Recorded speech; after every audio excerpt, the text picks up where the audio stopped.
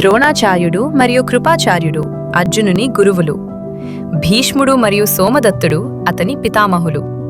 భూరిశ్రవుడు సోమదత్తుని తనయుడు వంటివారు అతనికి తండ్రి వరుస.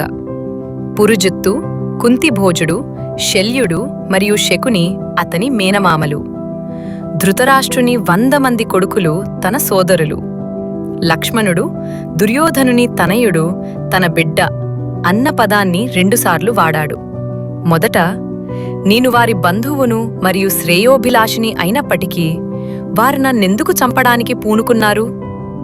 రెండవసారి, వారు నన్ను హతం చేయాలని కోరుకున్నప్పటికీ నేను వారిని వధించాలనుకోవటం ఎందుకు అని. అయినా సరే అని 2 సార్లు ఇంతకు పూర్వ శ్లోకంలోనే అన్నా అర్జునుడు మళ్ళీ, నేను వారిని సంహరించినా సరే అలాంటి విజయం నుండి ఏమీ సుఖం పొందుతాను అని అంటున్నాడు. వృత్తిరీత్యా యోధుడే అయిన అర్జునుడు అనవసరపు హింసని అసహించుకున్నాడు. మహాభారత యుద్ధం చివరిలో జరిగిన ఒక ఘట్టం అతని యొక్క ఈ గుణాన్ని వెల్లడిస్తుంది.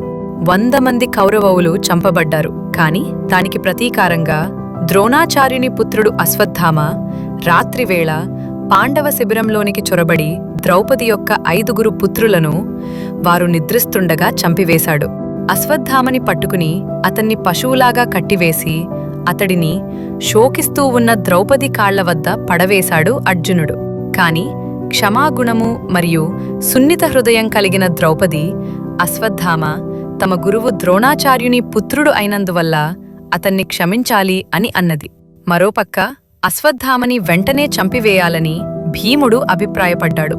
ఈ సందిగ్ధావస్థలో అర్జునుడు శ్రీకృష్ణుని వైపు పరిష్కారం కోసం చూశాడు. కృష్ణుడన్నాడు, గౌరవింపదగిన బ్రాహ్మణుడు తాత్కాలికంగా ధర్మపదం నుండి తప్పినా అతన్ని తప్పకుండా క్షమింపవలసినదే. కాని ఆయుధాన్ని పట్టి చంపటానికి వచ్చిన వాడిని తప్పకుండా శిక్షించవలసినదే అని. అర్జునుడు ఈ విరుద్ధమైన సూచనలను అర్థం చేసుకున్నాడు. అశ్వత్థామను చంపలేదు కాని అతని తల వెనుక పిలకను కత్తిరించి అతని నుదురుపై ఉన్న మణిని తొలగించి అతన్ని శిబిరం నుండి బహిష్కరించాడు. కాబట్టి సాధ్యమైనంతవరకు హింసని విడనాడటం అర్జునుడి సహజ స్వభావం. ఈ ప్రత్యేక పరిస్థితిలో పెద్దలని, బంధువులని చంపటం తగని పని అని తనకు తెలుసునంటున్నాడు. ఋత్విక్ పురోహితాచార్యర్ మాతులాతిథి సంశ్రితై బాలవృద్ధాతురైర్ వైద్యైర్ జ్ఞాతి సంబంధి బాంధవై.